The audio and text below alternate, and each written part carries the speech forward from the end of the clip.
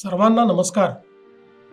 आपले माननीय पंतप्रधान नरेंद्र मोदीजी यांनी एक आवाहन आपल्या सर्वांना केले आहे, ते म्हणजे इंधन बचत आणि परकीय चलनाची बचत। सोप्या शब्दात समजून घ्या, त्यांच्या या प्रतिपादनाच्या मागे हेच दोन हेतू आहेत। सोने खरेदी करू नका असे यासाठी की आपण मोठ्या प्रमाणात सोन्याची आयात करतो आणि यातून आपल्या देशातील पैसा हा परकीय चलनात जातो।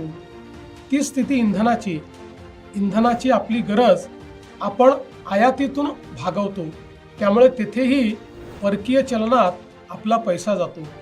मित्रांनो, अखाती युद्धामुळे ही परिस्थिती ओढावली आहे।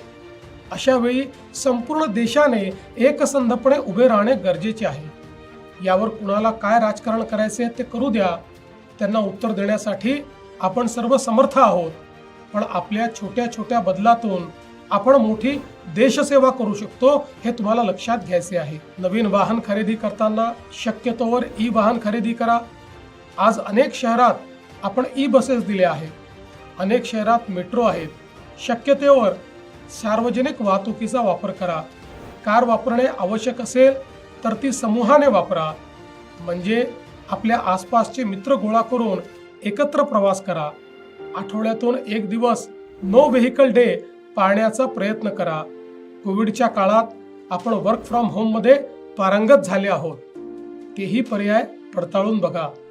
एसी 24 डिग्रीच्या खाली वापरू नका। परदेशातील प्रवास टाळा।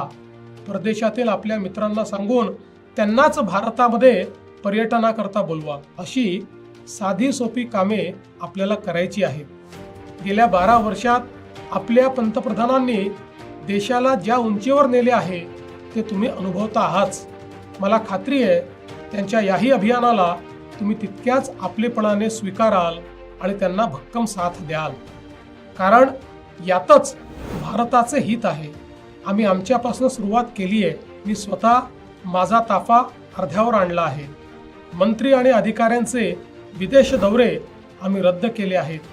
सरकार पातळीवर इतरही अनेक निर्णय आम्ही घेत आहोत। असे करताना उद्योग जगत, संबंधित घटकांचे हित देखील जपण्यात येईल, त्यांनाही विश्वासात घेऊ। चला, आपण सारे मिळून या अभियानात सहभागी होऊया। राष्ट्र प्रथम या भावनेने एकजूट होऊया। जय हिंद, जय महाराष्ट्र।